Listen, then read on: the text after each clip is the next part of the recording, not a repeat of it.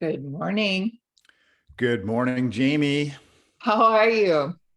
I am doing well. I've been up and at 'em. All right. I just came in from the great outdoors, so I feel like I have cold, brisk outdoor face. My Oh nose is yeah, still red. runny eyes, runny nose. Yeah, yeah. Well, Stefan, how are you today? Well, it's hard to know because usually the best answer for how are you today is usually at the end of the day, right? At the beginning of the day, we're still deciding how we want the day to go. It's true. But maybe Still, that's the opportunity too, right? It's like, exactly. here's That's the how it's point. gonna go. Yep. That's the point. Is the day is wide open, and this is what I look forward to on Thursday. So, Yeah, so yeah. I'm doing pretty well so far, unless Awesome. unless we tumble down some terrible cliff during the next I know. hour We or had an hour a and a half. we had a darker episode last time. I don't know. I think it's good to get like real with the feelings too sometimes. But back to sort of like excuse me, the spirit of the conversation is often one of optimistic outlook and growth in betterment and self-improvement and all of those things. And I really love that energy. And I don't know. That's what I'm feeling this morning. Well, yeah, I mean it's what we are. It's we can decide whatever we want to think about and whatever we want to focus on. And the fact is that we all have terrible days. It's Well, not. It's not. yeah, I mean, I think it's okay to acknowledge those things too. I have to tell you, Stefan, as someone who is, I'm trying to think of many of the terms that have been used to describe me. Unrealistically optimistic, annoyingly optimistic. Oh, really? Yeah, over the Who are those? years. Who are Usually those? it's the internet, and that's fine. But it just, people I don't know, people who know me, know I have real emotions, and I'm not on all the time. And it's funny because like when I was doing my own YouTube video channel experiment, yeah, my energy is certainly up. Like who wants to tune into a YouTube that's somebody that's like an Eeyore moping around all the time? Like, so yeah, my energy is certainly up for certain circumstances, right? Like otherwise I'm not going to do it. I'm not going to be there and put myself out there if I'm really not feeling like putting out a good vibe. Like all I want to put into the world are good vibes. So I always feel like if I've got negative vibes, I have a trusted circle, and I don't want to put those out into the world, so to speak. Yeah, it's a choice. It's a choice. Yeah, I mean that's how I see it. Yet I know so many who don't see that.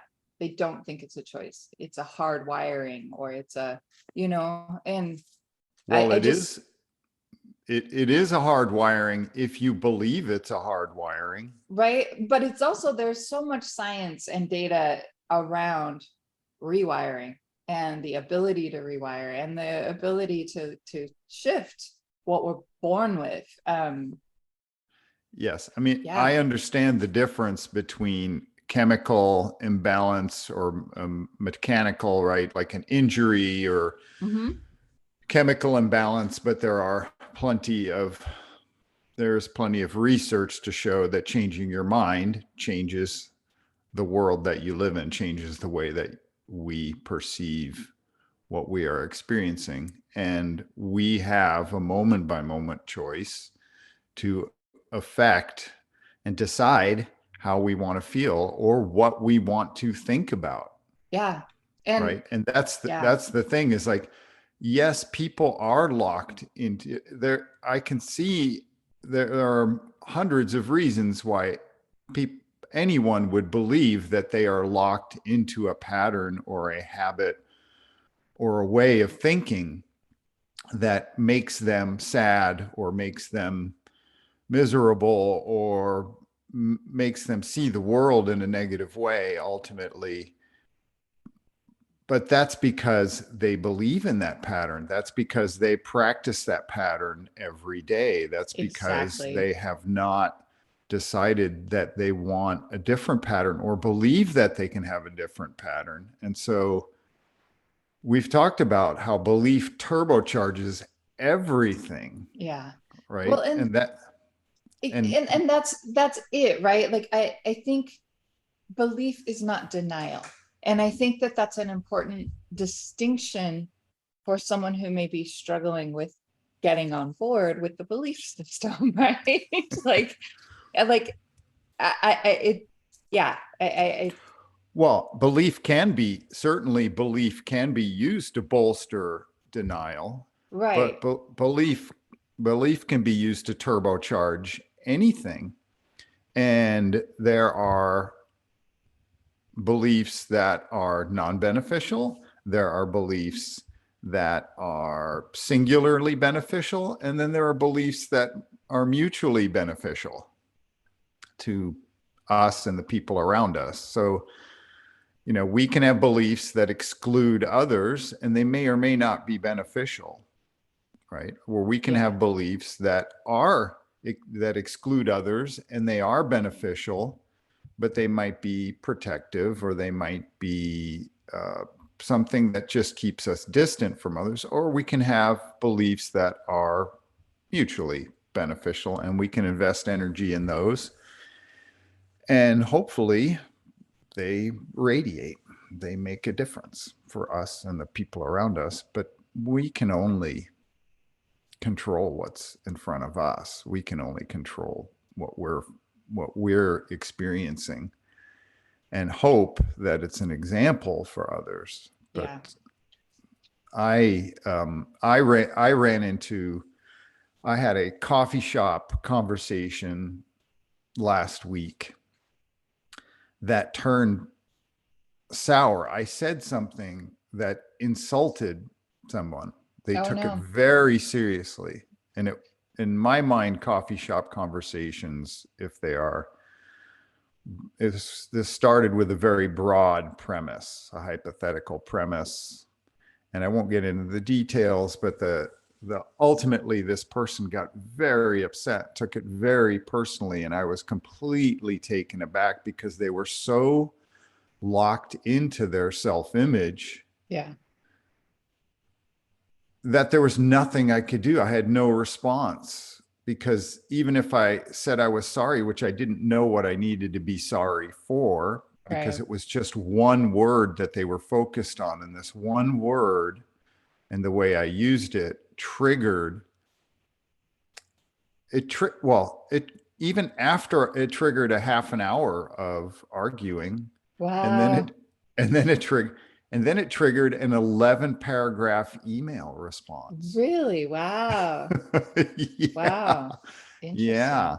Yeah. And this is somebody who is my friend and who's just very upset. Like it really broke his idea of his self image. It's interesting. It challenged his idea of who he was. Yeah. And then he went into several arguments arguing why he wasn't a certain way, why he Yeah. wasn't this way, why he wasn't. And I was just completely taken aback by the amount of energy and how personally this Yeah. coffee shop conversation turned. And I was, there's no way I could solve it for that person. Yeah. It's funny. I mean, No, I feel like it's really interesting how parallel I feel our paths run sometimes in our like experiences between these calls. Mine, I have an experience, I think it's been 2 weeks now, but where I was kind of outlining an idea in the work context. And, you know, in the work context, the navigation of politics is something I've never been super strong at. Like I kind of just, I get in my thing, I want to make progress, I want to like move forward. But you got to, you know, there are people you want to make sure you've included along the way, you've discussed, you've listened for feedback. And But I was really shocked, I guess, or like taken aback is probably the perfect description. When one of the people I was, including for feedback, the response was, I just don't see how this is going to work. And, like for me, I'm like, well, you have to trust me to some degree. Like you may not see it, but I'm telling you, it's going to be fine. But at the same time, like and it wasn't just that isolated comment. It was, packaged with sort of an onslaught of more. I don't see how this is going to work. This is, terrible. This is, whatever. It shouldn't say terrible, but like, it was just, it really surprised me who it came from, how it was delivered. And I'm not hurt by it. I was just surprised. I was like, okay, well, this is why we go slow. This is why we move slowly. Because, there's I don't know. It's caused me to step back and think about how I present context and narrow the focus of what I need that person to think about. What specifically do I need this person to comment on? How do I need them to comment? And how can I frame what I'm giving them in a way that gives me what I need, while also allowing them to voice thoughts and concerns and opinions. But I think for me, it's kind of like there's learning curve when you get to know certain people. So while different than yours, this is a friend that you had this experience with. For me, this is a new person that I'm trying to navigate, new personalities, several at once. And so, there's a difference there. But even with friendships, I think sometimes learning or understanding how to frame things in the way that they need to hear them, it's a little bit of a skill set, right? Like, Sure. takes And some development. the mistakes I made was thinking that a casual coffee shop conversation, I could make a quip, Yeah. but that quip somehow cut to the core of this person. Yeah. And then what it triggered was 11 paragraphs of stuff that Wow. were demanding a response in some way or demanding to be listened to. And so when somebody sends an email, it's that's basically a treatise. Well, and yeah, Right. It's like really you're asking me, what is being asked here? Just to yeah, listen to, just to acknowledge. I tried to make the shortest response. yeah, Um, but I think this person was looking for a deep, right? A deep apology. Like, I'm really sorry that I offended you. yeah. Hmm. And when I'm, I'm not sorry that I made a little, well, I am sorry that I made a little quip and it triggered all this, but that's not that. It's like the person, what, what makes this so hard is that I don't want to accept blame for somebody's deep unhappiness, Yeah. right? Like, I don't like that part of, like, some part of me can't do that. That's And that interesting. that and that can cause a lot of trouble. Well, and that's where, like, here's the question. Is it our, I don't want to say, is it our job to is it like, I don't even know what the right word is. I'm really trying to find the right word, but like, is it, it's not on us to, I don't know, like we do care, I care. Sure, I care, but I care so deeply at with what I see that I know I can't fix it, right? Like, I know whatever I triggered Yeah, right. doesn't have to do with me anymore, right? It's like, sure, I said one word in, or, a word that was part of my response to a premise that this person was presenting. All of this was a fantasy premise, by the way. It wasn't even a real situation. It was just somebody presenting a fantasy premise. Isn't it And oh, go ahead. Go ahead. You finish. and so what triggered, and so this person was triggered and got Yeah. really angry, and got angrier because I wasn't getting how insulted he was, because I wouldn't be insulted, right? Like, it wouldn't insult me Right. if somebody responded that way to me. I would go, oh, okay, well, that's your opinion, even, Yeah. right? That's your opinion. That's fine. And if I am insulted, then it's my problem, right? Yeah.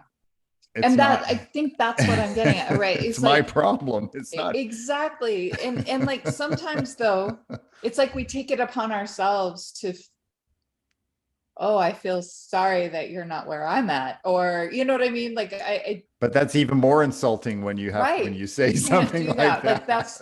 it's not, it's kind of like none of our business really, right? Like how they're feeling, but we care. So we want to, like, but there's that sort of, so this is interesting. It ties in very well to like, I've talked many times about my 6 steps to get, total world domination or just getting unstuck. And the third one is called confess and address. And it's about what's stopping you. And I love that. I love that piece because depending on where you're at, like the things that stop us are they're really nothing more than excuses, stories we tell ourselves, right? That are preventing us from doing, like, and some of them sometimes, okay, so one I get pushback on a lot is, like, shoot, man, when I'll tell the picture this story, right? The picture this clothing story of how it came undone and I went, or, like unfolded. And I remember giving this talk in England one time. And after the fact, somebody said, well, you have good interpersonal skills. I could never do that. And I was like, well, interpersonal skills, if this is a challenge you have, is a skill you can develop. Like, this is something that is not insurmountable. If you decide that you want personal skills development, there are tools for that. There are ways for that. You have to decide that you're going to climb that mountain, so to speak, right? That's not Yeah. the challenge you're going to take on. But one I often get too is, like, it's often if you have a success story, the people who aren't taking action are the ones that put up the most resistance. Well, you had this advantage. Well, you had that advantage. Well, I have this, and that's why, like, often I put a lot of this stuff out there, personal stuff. It was like I was a independent mom with a mortgage and bills to pay. I left my job. I like wasn't sure what was next. I'm not independently wealthy, or wasn't at the time, and like it was something that, like, I had like $3,000 in the bank, which, yes, is more than many maybe, but not as much as others. But I had I had to decide what was right for me and what I needed to do to get myself to where I wanted to be, where I owned my time, where I, was, I don't know, to where I could design my life basically, right? And I had to make that decision for myself. And I had a lot of situations, realities, we'll call them, that in that moment, they were very real to me. I have a mortgage, I have a health insurance, I have children, I'm an independent mom doing this myself. So, like, yes, I had those stories, but once I was able to push through sort of the muck that I was in that moment and get on the other side of it, I was able to look back and go, oh, those were excuses. Those were stories I was telling myself. Well, And so, they may not have been excuses. They may have been obstacles, right? I Yeah. mean, you could call them obstacles. I mean, you don't need to even call them excuses. They're just obstacles, right? They're Yeah. things in the road, in the way, whether you're making them up in your mind or whether they really exist. Right. A mortgage is a real It's a obstacle. very real Taking obstacle. care of children is a real obstacle to having Right. time, to having the ability to work full time, right? Like Right. those are uh, legitimate areas that of let's say priorities. Also, you don't you can. I mean, look at how if we just change the language, right? Hmm. You can change. We can change the language from excuses to obstacles to priorities. Hmm. Look at how even just changing those words and Yeah. describing any one thing that's in our path, we instead of calling it a challenge or an excuse, Hmm. A priority. Your priorities are we could different. call it a temporary obstacle, or we could say this is my priority right now, and everything in my life is organized around priorities. So Hmm. right now, and we could be sitting at home moping, right? And we could say, well, right now moping is my priority. How Yeah. much longer do I want to mope? Yep.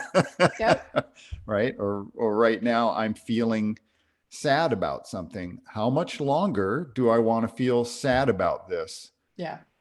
Right? Or how much longer do I want to avoid dealing with this person or avoid taking the next step on my journey? And so just by changing the language from excuse to obstacle or challenge to priority, if we look at everything about what do I want my priorities to be, then everything can be viewed from a positive lens, Right. right? It's like my priority today is I'm going to cry for 10 minutes about whatever happened yesterday. And then I'm going to get back to studying Spanish, or I'm going to get back to doing whatever I do. I'm going to go take my kid somewhere. Whatever these things are, we can build these lists of priorities about what we want to learn, how we want to behave, how we want to present ourselves to the world. It's And just, start chipping away. Like that's, yeah. And yeah. excuse is a cruel word. It is. It, It's a hard one to hear too when you're in one of you're in a context that is very real. It's a hard word to hear. yes. Um, yeah. And so a kinder way to look at it is, I mean, if we move up the scale of kindness and how we might observe our own situations, we can move from, oh, I'm just making excuses, which is kind of cruel because it doesn't put you in the mode of looking at what are the opportunities, right? It just Yeah. focuses on the guilt and the shame of not doing something or not moving forward. And then if we look at, oh, these are just temporary obstacles, I'll get through them, that's a little more positive, but it still doesn't point you in the right direction. It just puts you in the place of feeling a little bit better, and but it doesn't point you in the right direction. And then if we look at things as things in life, as everything can be a priority, anything we want to accomplish can be prioritized. And then we just have to look at what are my other priorities. Yep. If my priority is feeling ashamed of myself, then I probably want to have a better, maybe my priority should be I want to feel positive about myself in the morning. So I'll Yeah. do my walk, or I'll do my go to the gym, or I'll have coffee and talk to my good friend, or whatever those things are. Those we can make positive priorities, and those will lead the way forward. But the moment we say we're making excuses or somebody else is making excuses, is the moment they are just frozen. That just freezes them It there can shut in people that down place. for Yeah. sure. Hmm. And it is, I like kind of sorting through these other word choices because I think that's important to understand. Like, you know, what one person might, it feels like an aggressor, you know, when you say stop making excuses. That's, I think, when I shifted to like, what's stopping you? You know, what's stopping you? Um, that was born out of, you know, when you Still, present an idea, you know, it is, it's like the response though is my priorities, right? Like it's about priorities, like, well, and what's stopping me, what's stopping me is focusing on what's stopping me, mm, right? Because it's prioritizing the energy onto what is stopping me yeah. I think versus, it's important to see that though. I think it's important to call it out so you have an awareness. Like for me, that's how I clear it away, right? Like I have to know what I'm dealing with in order to sort well, of move beyond it. sure, that can be very helpful, to see something and then decide to let it go. Yeah, My I will offer this up is that we don't need to even see what's stopping us necessarily in sure. order to move forward. We don't need to see it. We just need to feel it. If we Right. feel, we don't even need to feel it. We can just decide that whatever is stopping us, we can let go. See, those are Because a next lot, level skills, Stefan. yeah, well, those are ninja skills, but I would propose them because they are also that belief system, that ability to let go and move forward with practice. What I have found is that often I don't necessarily need to know or need to figure out what's stopping me. I just need to focus on what the priority is. And then if there really is something in my way, whether a circumstance, it will appear, Mhm. and I'll have that ability to let it go at that moment. If there's a real obstacle or even an imagined obstacle, it will appear, but I don't need to. It's the same. It's the it's the same story I tell. It's like think about being really afraid. You know, just get, like ask. I can ask anybody to think about a moment that they were really afraid and go into that fear. And then I'm like, now pick up that coffee mug and take a drink of coffee. Right. And it's like, did that fear stop you from drinking your coffee? Did that fear stop you from, did that fear stop you from walking out the door? Did that fear stop you? Right. And at what point did that fear really stop you? Yeah. And then there might be the obstacle. But in most cases, even if we are in great fear or great terror, we still have the absolute ability to prioritize other things than focusing on the fear. Yeah. Right. And so some of them may be, if we have practiced a certain fear, some of them may be very debilitating. I have had my own terrors and fears and inability to even go out in public, Mhm. right? And felt completely broken in my life. But even during that period, I learned that I could go out in public or be around other people, and I didn't need to be anybody. I didn't need to be right. I didn't need to put any requirements on myself. Yeah. Yep. I could just go see what it was like, go out, be around other people. Um, I mean, in some of my own instances over the years of facing uh, what are, let's say, irrational terrors, irrational fears. And so those moments taught me that I don't need to see them. I don't need to understand them. I can still move forward. And then after a while, if as we keep moving forward, those terrors and those fears and those, if we call them obstacles or if we call them non-beneficial priorities. Yeah.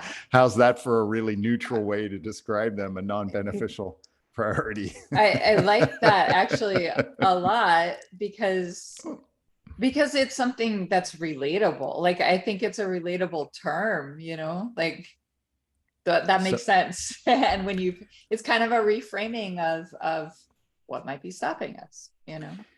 yeah, and so, but we don't need to know or understand or dance with these things that are stopping us necessarily in order to still take action and move in a direction that we would prioritize that might be better for us, so that will be beneficial. And that's really tough because what it means is we might need to carry the fear or the negative emotion with us while we are still doing the right thing or doing the priority that we're right. We might still need to carry it with us until it fades away or until it becomes less of a priority or until it becomes too big to ignore. And then we might need to face something or we might need to address it. But ultimately, we can become bigger than the things that we fear, than the imaginary things that we fear. Like we can prioritize other areas of focus in our lives. That's so it, that is interesting. And as you're talking, my mind is thinking about priorities, right? Like in my own life, like finishing book 2. And I keep thinking like, why haven't I finished book 2 yet? There's really no reason other than Stop thinking about it. yeah, right. But that requires like some action, like either finish it or don't finish it. But like, this is Well, a real again, thing, right? Like this is a well, real thing. well, again, if finishing your book hinges on why you coming up with a definitive reason for why you're not finishing your book, then you may have an insurmountable obstacle because why you don't finish your book could be all kinds of very benign reasons or it could be a very deep reason, but you don't need to solve that. You don't need, if you keep focusing why I don't finish my book, you're looking at don't finish my book, right? Like No, don't finish my book. but I don't And think that. Like I think all I need to do is bam, bam, bam, bam, bam. That's all I need to do. Right? Like, but but then I maybe, don't do it. well, but maybe that's not the exact way you're going to finish your book. Maybe there's other ways you're going to finish your book.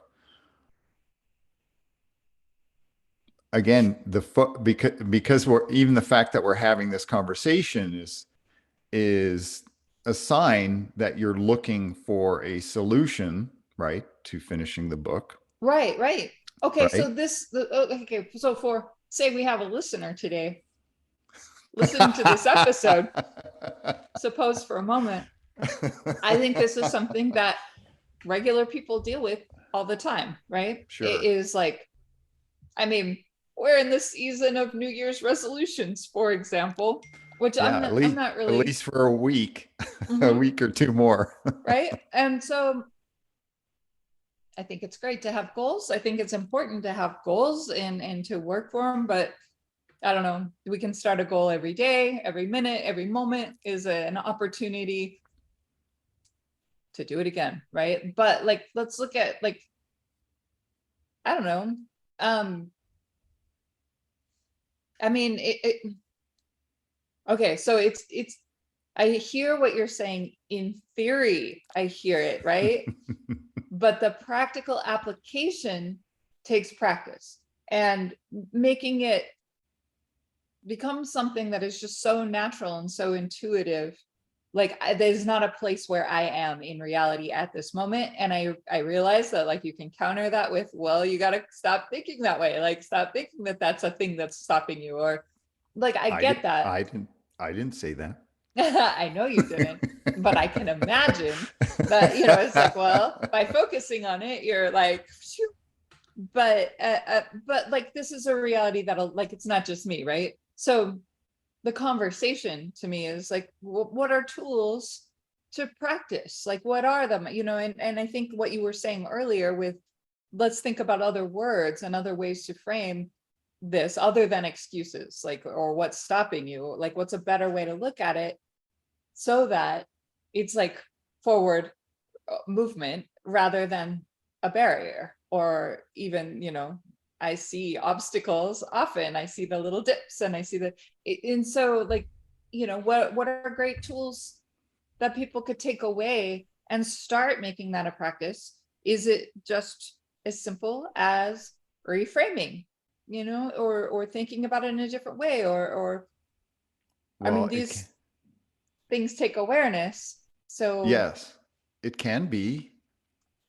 Uh, the thing is these things are simple, but it depends on what you believe, right? Like our belief systems drive everything, right? it, They like, it does.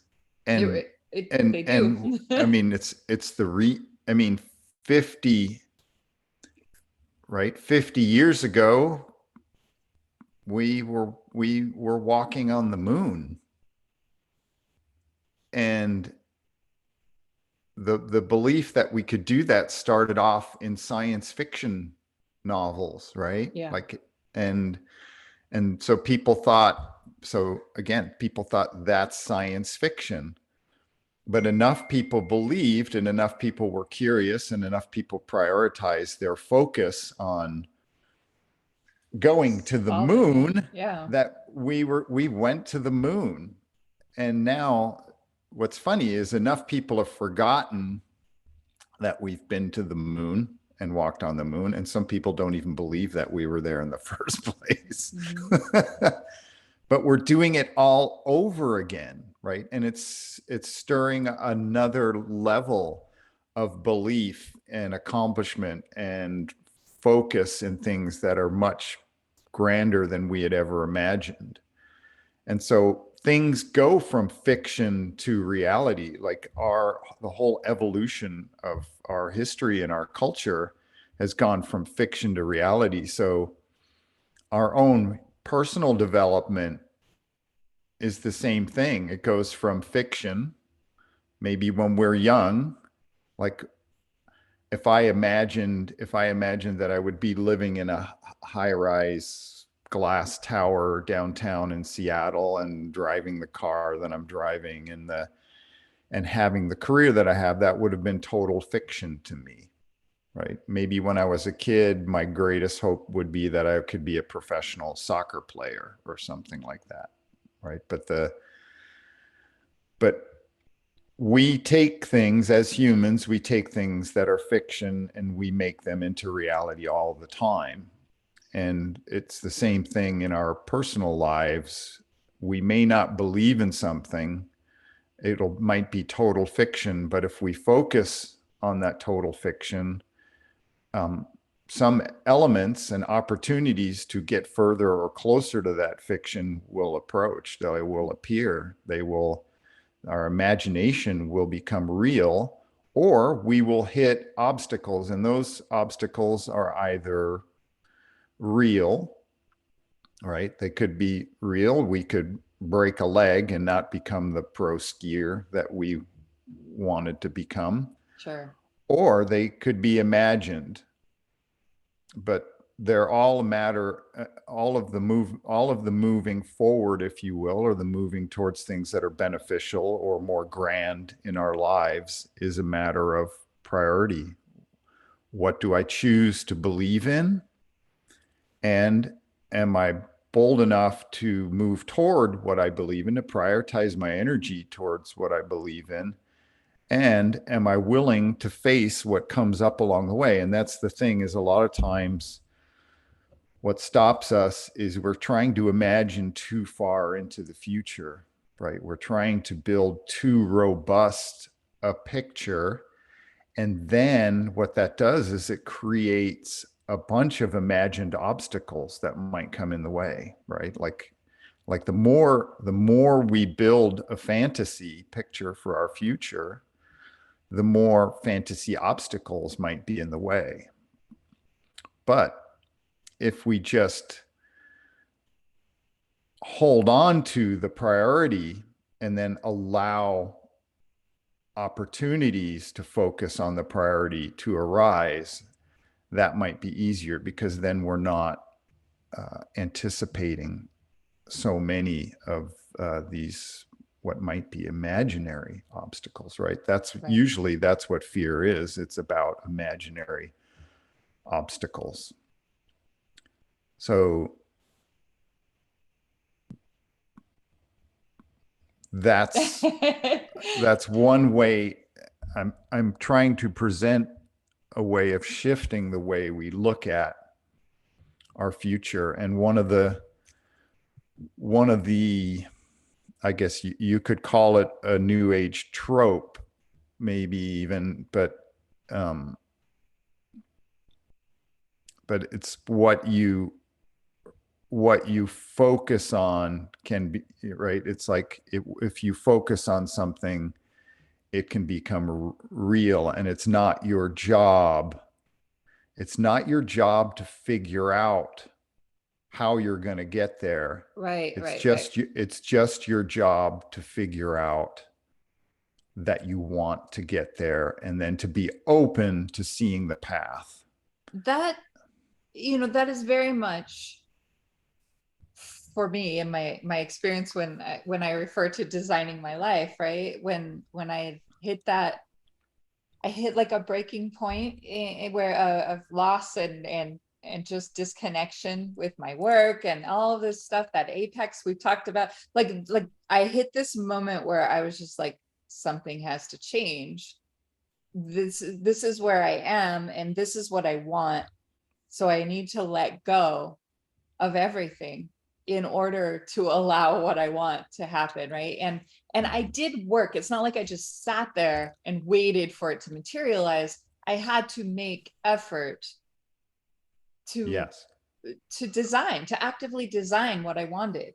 Um and I think that's where, sometimes we talk about like the new aginess, right? Like it's like I think sometimes maybe it could be misunderstood or misinterpreted that it's like you just let go and it'll happen, and as long as you have, but like I believe in it takes some energy, right? To Well, yes, prioritizing where you're putting that energy. Yeah.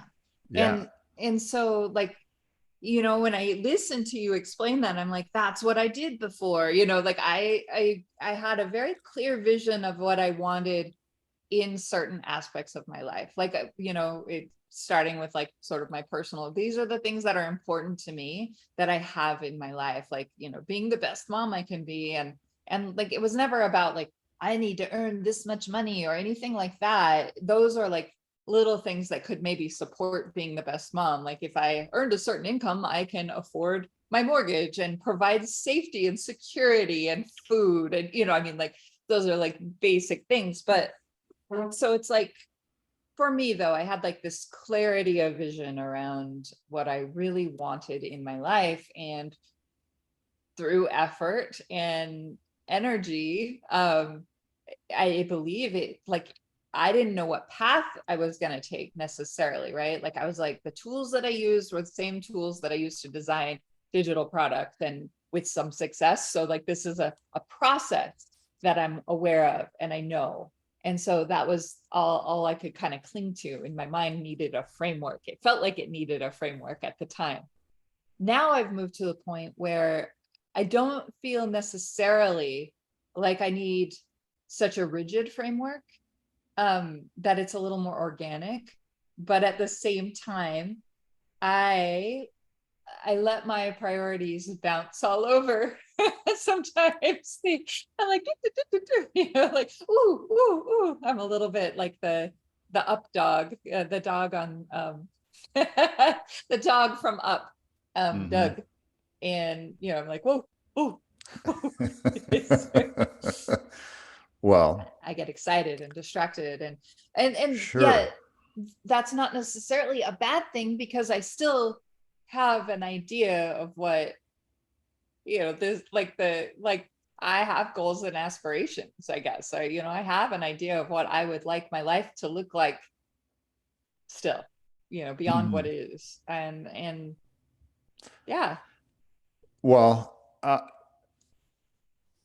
I'd say the more that we can focus on what we want our lives to feel like, the more opportunities there are to succeed in that, in moving, if we want to call it moving forward or moving to a more beneficial place for ourselves and everyone around us. So I it's like the it's the it's the using feeling as the navigation mechanism. Like, does this writing, what I'm writing, or this moment of writing, does this feel good?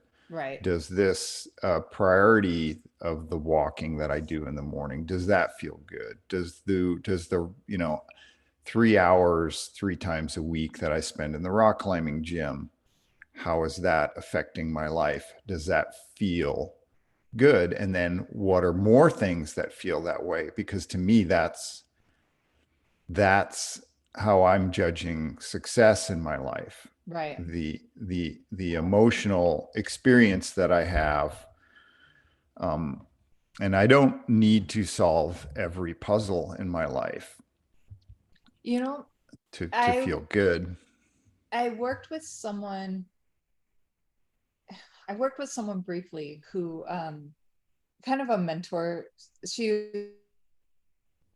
and I remember her asking me, I really liked the way she, so I noticed, like, you use the word feel and I use the word look, like, what does it look like? And you said, what does it feel like? And it made me remember this conversation I had where she asked me to write down all of the five senses, right? Like you're like, what does it look like? What does it smell like? What does it taste like? What does it feel like? And like all of the, what does it sound like? And had me write out those things. And I appreciated that exercise, because it kind of made me think of things um, in a bigger round sort of way, if that makes sense. Mm-hmm. And I do love, like, all of our senses come back to, like, what we feel, right? In a way, right? Like, what I That's hear, yeah, it's all like an energetic and sensory Yeah, I mean, way that's of the way, approaching. that's the way, that's the way we create, that's the way we create impetus, right? It is a vibration. It's something, it's radar. We're following it forward. It's, like when we're planning a vacation, Mhm. and if it's a vacation to a place that we've been to before. And so we know what the ocean smells like, or what the experience is like. So we have certain things that can pull us forward, that make us feel good when we buy the tickets, or when we buy the map, or when we call up our friends and say, I will meet you there in 5 days. We are activating our memory of all those senses, right? And that creates a feeling, it creates an emotional impetus to want to get to that moment in time, to want to get to that movement forward. And the tricky thing with doing things that we've never done before is it's harder to build that multisensory focus in our imagination, right? We don't necessarily know what it's like to be a best-selling author. We don't necessarily know what it's like to, you know, be a superstar soccer player, right? So it's like the so all of these things are prioritizing how we focus our senses and create an emotional impetus to go somewhere, to move in a direction, right? Because it's our emotions that ultimately it's our emotions that are going to lead us there or stop us, right? There's fear or confusion or guilt or shame, like, ah, shit, I should be doing this, right? Right. But if I'm focused on the guilt or shame, there's no way that I can focus on the, oh man, it's going to be really cool when we put this thing together and we see it turn out, or we're going to solve this engineering problem or whatever it is. It keeps me from focusing on that. And just the little bit of opening, the little emotional opening that's caused by stirring the senses. And vacations are a good example because there's a lot of positive things that happen on vacation, and the sun and the light, and we create a lot of memories that anchor a lot of positive emotions. But the trick to manifesting is creating emotions for things that we might not have experienced before, right? So then we have to go with the broadest. We have to start with the broadest emotions of like, man, that'll really feel good. If I can just imagine myself signing this book for someone when it's done, if I can just imagine that.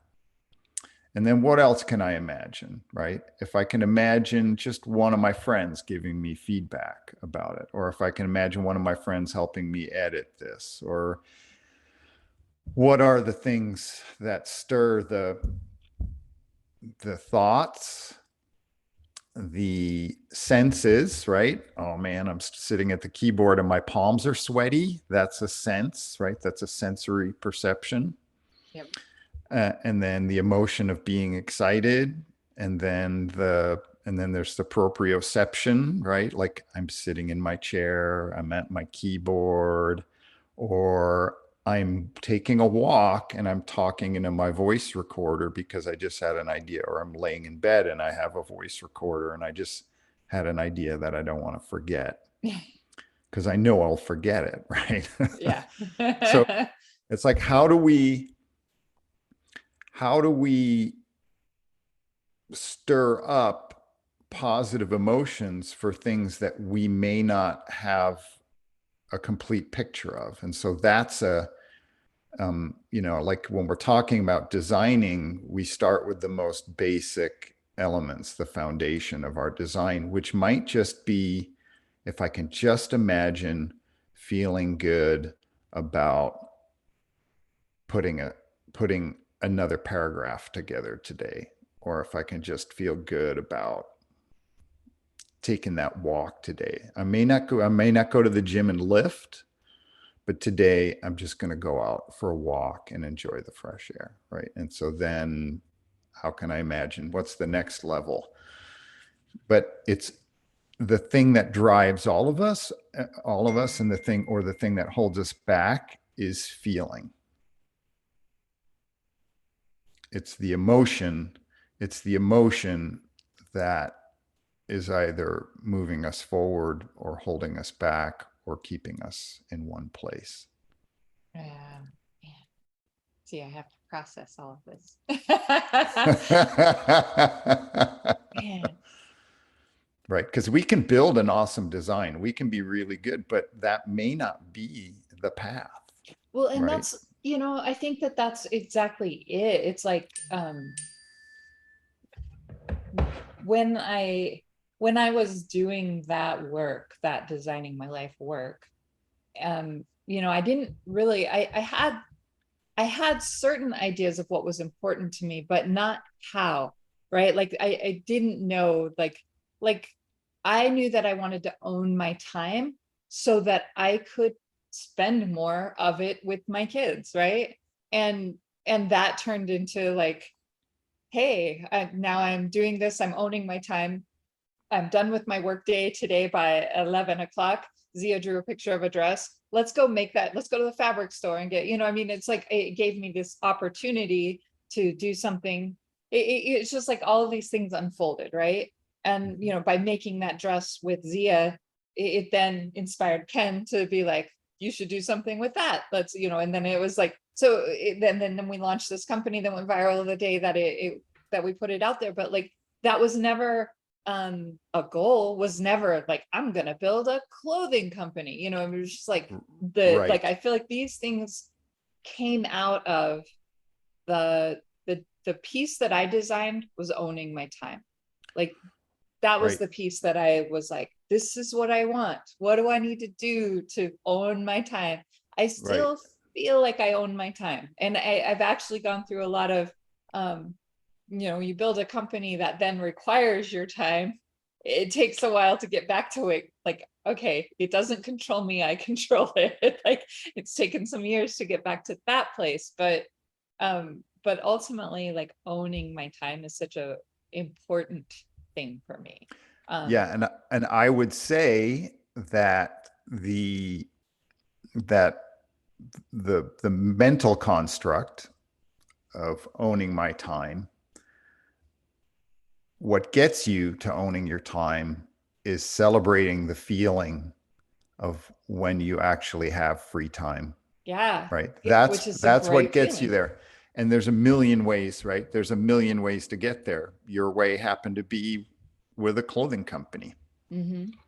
And I mean, there were things that led up to that, right? Like, there was coaching, and there was writing, and there was blogging, and making videos, and doing a bunch of things that happened in the years between leaving my job and kicking off a new company idea with Ken and you. And I mean, it's interesting though, like, that path was never defined beforehand. It was like, I own my time. I have the bandwidth to work on fun things with people I love working with. And that's the feeling, right? Like, that was the feeling, that was Well, actually that's one of my things too. It was like, do things I love doing with people I love doing things with. And yeah. Well, again, that's to be clear, that's the thought.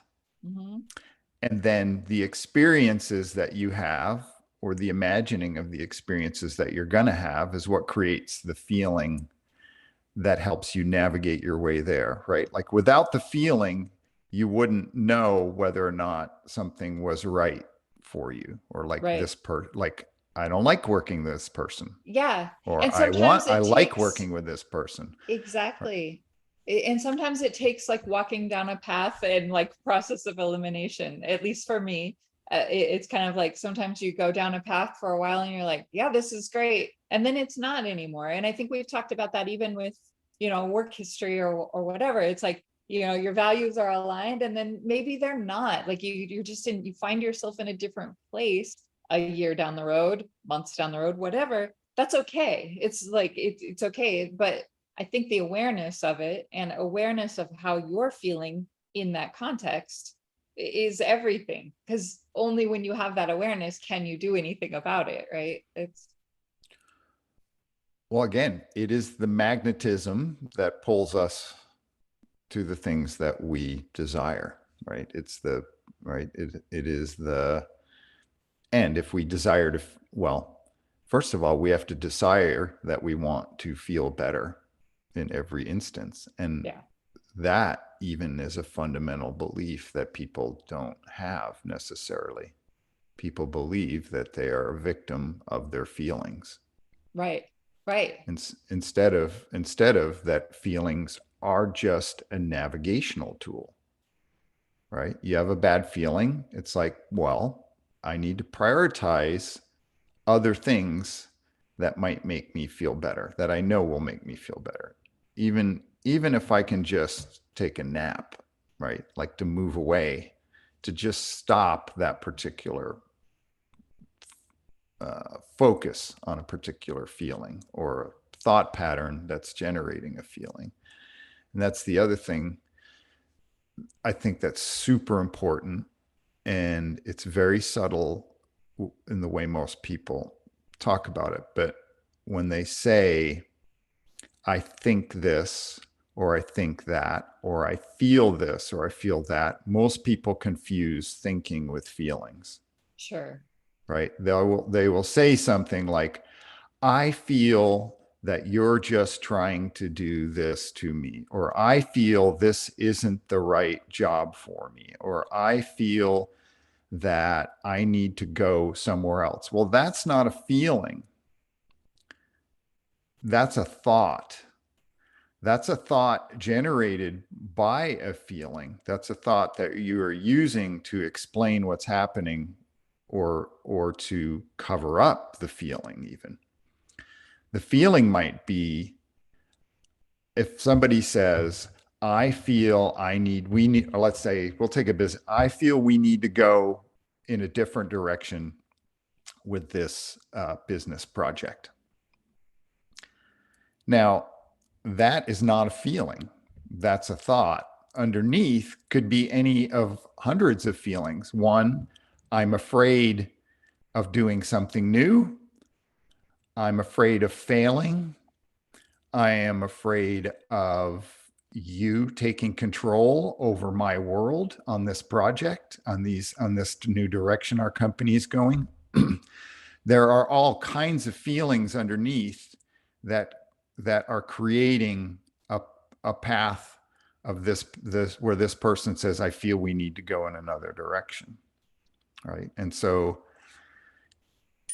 it's important to be clear that feeling inspires thoughts. Feeling is the fundamental navigational mechanism. And then you can pile any number of words and thoughts on top of a feeling. And you can even phrase something like, I feel, but that's not true. It's I think because I feel. And that's something that um, um, that keeps people from actually being open because they pile a bunch of thoughts on top Right. of something that's feel. And I've had those same experiences, especially, in engineering. They're like, hey, this component, it's not working. We need it to do this. We need this particular component to do this. Well, I don't think that's possible. And I'm like, I don't want to hear 50 reasons about why it's not possible. I believe that we can solve this, but you can't keep telling me the 10 different reasons why it's not possible because I need you to spend time figuring out how it is possible.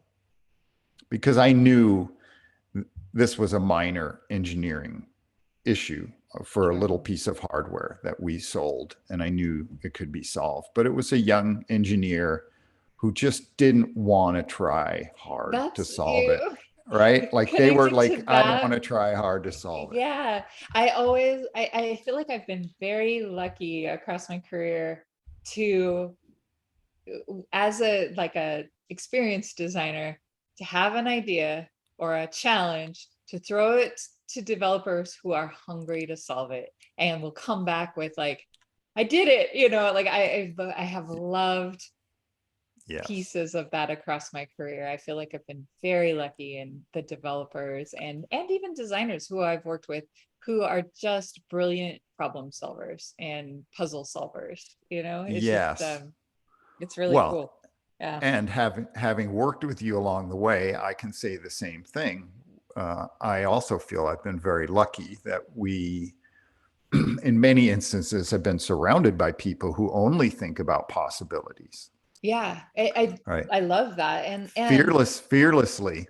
it's funny because I know that sometimes, somebody will present an idea and sometimes the first things to go through my mind are like, well, here are the obstacles, but it often, like, the way that I often like approach things is like, okay, obstacle, possibilities. It like takes me a second to get to the possibility brain mindset, but I like, once I get there or once I understand what we're trying to solve, then I'm like all in. It's like, okay, let's do this. Let's solve this, So yeah, but yeah, sometimes I know I can be a bit of a like, well, what about this? What about this? What about this? Have we thought about these things? And, if we have, okay, then I certainly don't need to think about them. Let's move on to like solving this then. So I do, yeah, it's one of those things. I like possibility. I love the idea of possibility. I like the feeling of possibility. Yes. And that's what people need to focus on, because that's what moves you forward. And the moment somebody says there's an obstacle, everything Mhm. stops. It does, and it's a damper. It's a wet blanket. Yeah. Don't be the But wet blanket. and the the trick is underneath is that everything is driven by feelings. Mm. And the thoughts are there to explain or justify or um, or what's the word I'm looking for, is to debunk that. Sometimes the thoughts are there even to debunk the feelings, right? So you can either justify or stay focused on the stuck in one place, or you can debunk it. But the feeling is what motivates people to move or not move, and to take up anything on the horizon that may look good or may feel good ultimately. So that's my trick, is to understand that what am I thinking versus what am I really feeling, right? What am I sensing in my body? What am I, in this last week, it's like there's certain things where it's like, what am I thinking? Well, I keep thinking about this terrible experience I had, this terrible experience I have. Yeah. Well, what am I sensing? Well, what I'm sensing is I've had an upset stomach now for a whole day, right? And what am I feeling? Well, I'm feeling the fear of not being able to help that person. I'm feeling the fear of that person being arbitrarily angry whenever I make a quip, right? So I have those fears. And once I uncovered all of that, then it was like, well, I don't want those things. And I can't do anything about it. Yeah. And even if I have this nausea or stomach ache or whatever's going on, I can still go to the climbing gym and I can still do the thing. And by the end of the climbing gym, my focus had changed, right? Because rock climbing does force a change of focus. Otherwise, you get in big trouble very quickly. Yeah. Yeah. And by the end of the day, I had been able to let go of quite a bit, right? I Where love, I'd completely changed my focus. yeah. But underneath, what I had to realize was that my the deepest feelings that were keeping me from moving through it, which was the the fear of imagined anger, the fear of not the fear of not being able to control something or fix someone, right? Yeah. Well, and that's,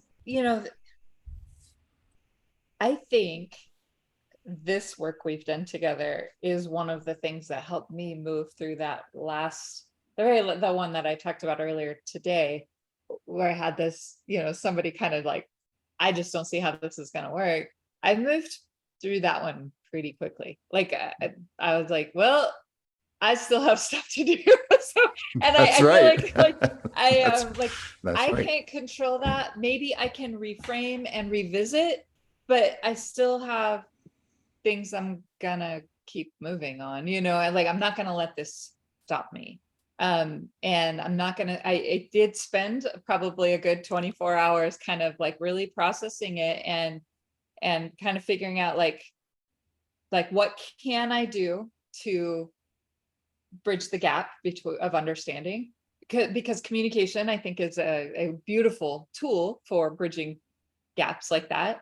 But then also asking myself how much of that do I need to spend time doing too? Like, is it even necessary? Like if I can't bridge this gap, what does that mean?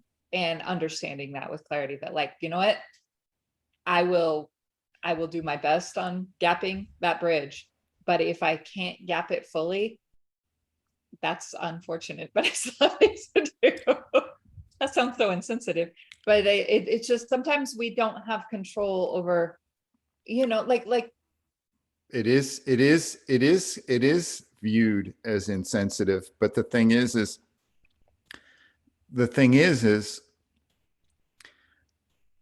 those people who are caught in the world of thinking that we might be insensitive or unsentimental, or we can't fix that either. that's And the thing. they still have stuff to do too in their Yes, lives, exactly. beyond trying to focus energy on, oh, that person's insensitive or they don't understand me.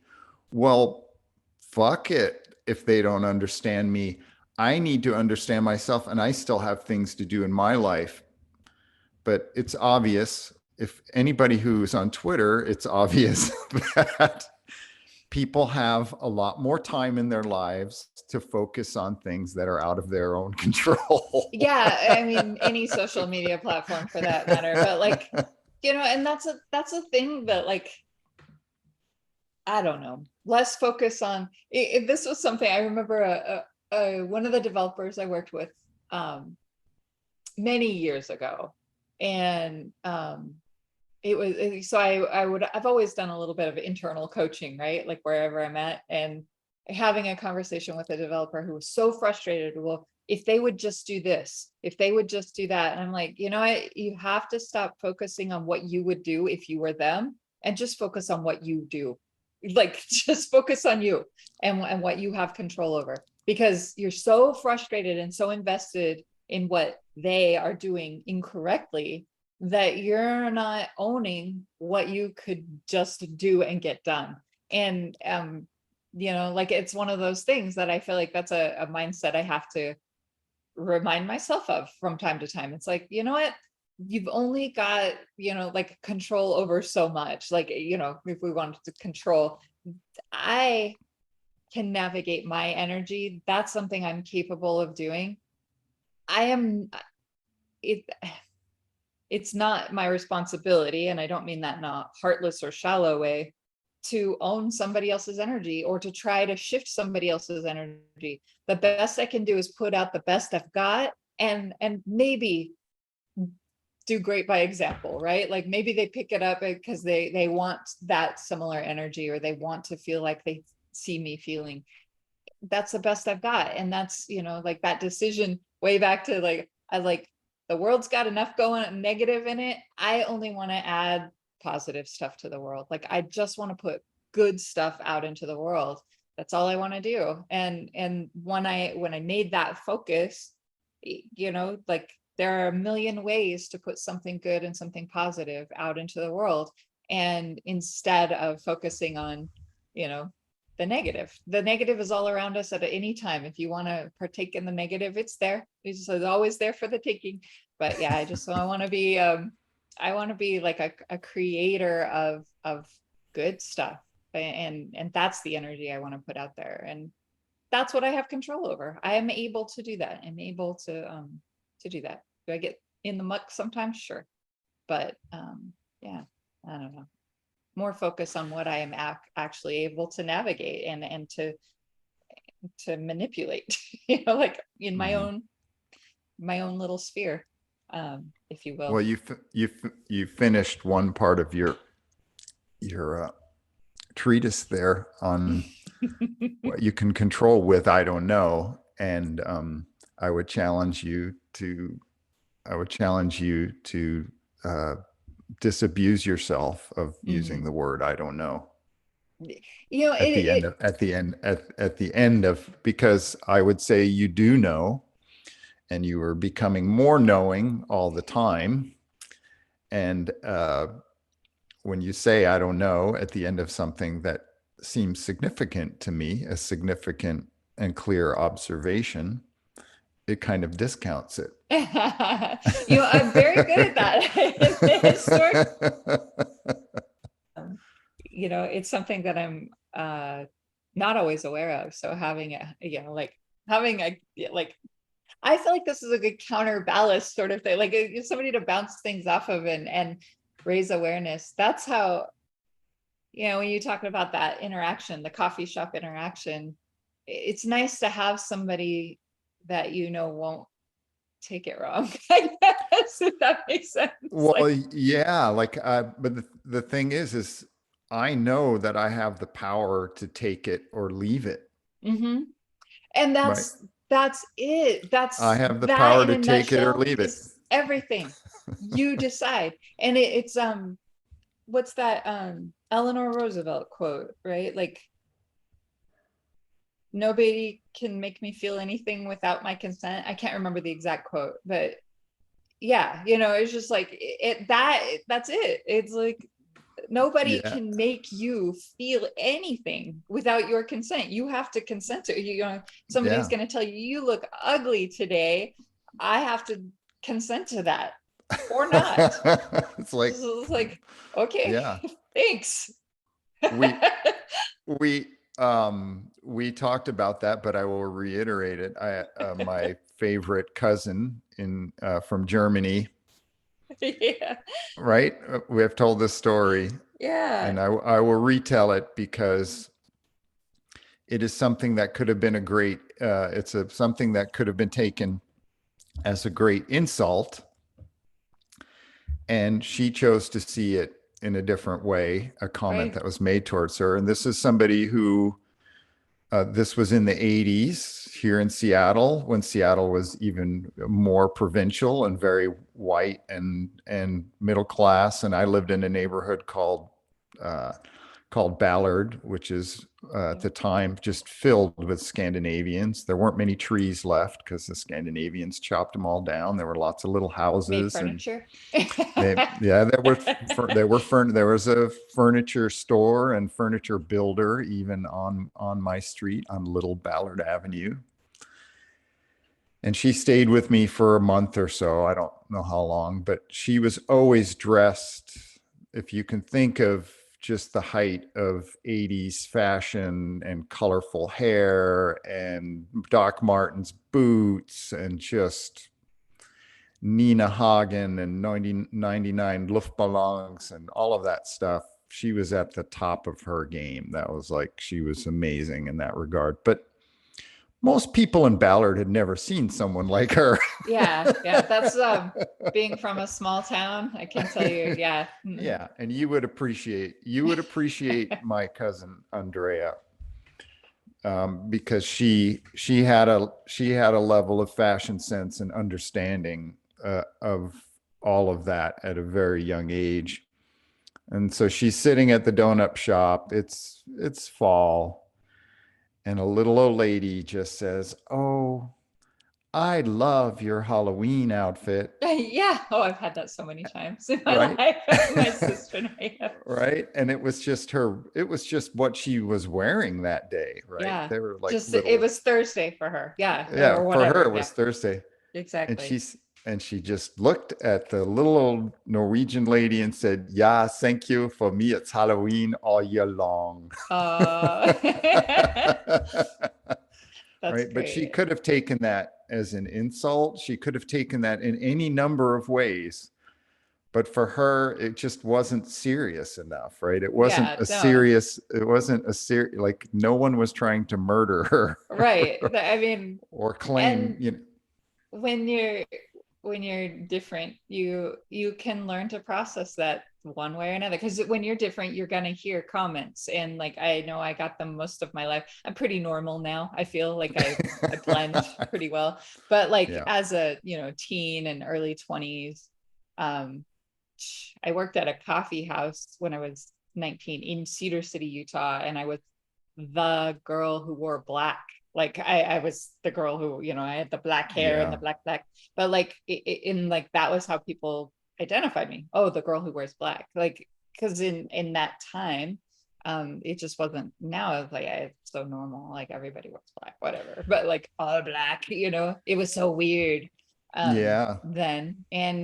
But it was like one of those things too in Utah. you are evil, or what is this, Halloween? Like we got those, it was always like, the circus come to town. Like I can't tell you how many times we heard comments like that, my sister and I. And, it was just it was just one of those things. Like you could take it personally, or you can deflect the words, or just laugh. Like I Mm. find that it's easier just to laugh. Just to laugh. It's like, okay, thank you. Thank you, Yeah. cowboy. Yeah. I would, in some ways I experienced some of that as well, because for maybe 10 to 15 years, I had really long hair. Yeah.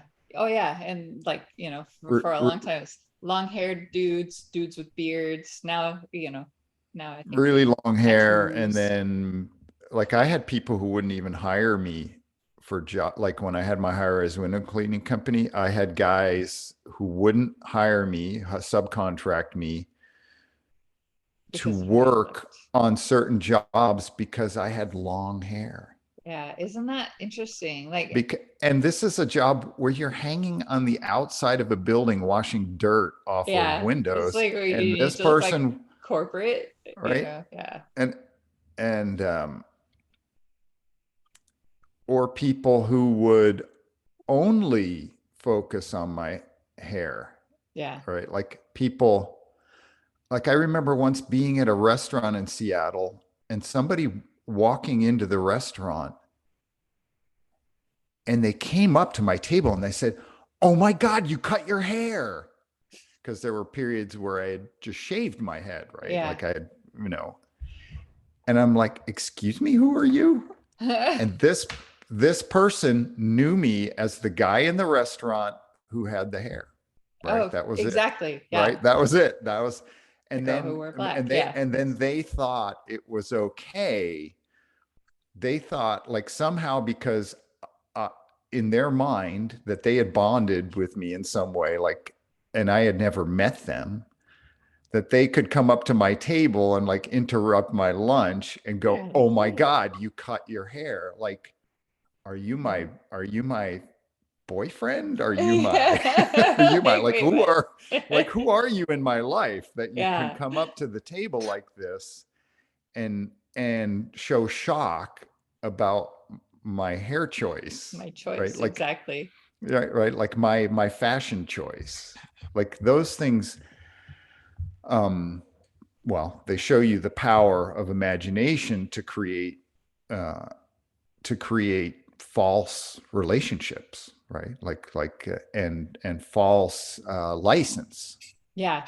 like that person and people, because we were different or because they had bonded with us in some way as being different, they took license, right? And this is the, this is the problem of celebrity in And general, social right? Like media. social media and celebrity is people take imagined license about how they can talk to people or Oh yeah, criticize for people, sure. or right. And social media has only accentuated this false license. But I think that's a whole nother episode. I think so too. Yeah, False it's license. this one. With I this think one, we I think the, we've done a good job of exploring the difference between feeling and thinking, and the relationship between thinking and feeling. and the power of belief, and like tying back to that, I think, yeah, I feel like we have. And I was thinking like, man, I have a lot of, um again, as usual, I feel like, closing this week, I have a lot of stuff to process, right? Like there's a lot to process here about, um how I've approached things and how I want to approach things. So, like for me, like the practice of letting go is an ongoing one. Um Framed thing. Um and how can I level up, so to speak? Yeah. Well, for me, it's how can I be? That's the way Yeah. I think about it. How can I be? And that's the being is the ultimate level for me. I think that's great. It's great. Well, Jamie, here we Yeah. are at the end of another hour plus Hour journey. and some change, unconstrained conversation. Cha-cha-chang chang. I am the what is it? The hot Today. stepper. What is that great reggae song by Aini Kamosi? Oh, I don't know. I I am. I'll send it to you later. It's I am the hot stepper. Cha-cha-chang chang. Oh, I know which one. Da, da, da. Yeah, I know which one you're talking about. Yep. Gotcha. All right. I'll have to look that one up again because it's been a while since I heard it, but that could be a show notes. Yeah, Show notes yeah, feature. I'll add it to show notes. Aini Kamosi, hot With stepper. that, have a beautiful week. I'll talk to you next time. Thank you. Cheers. And until Bye. next time. All right. Take care.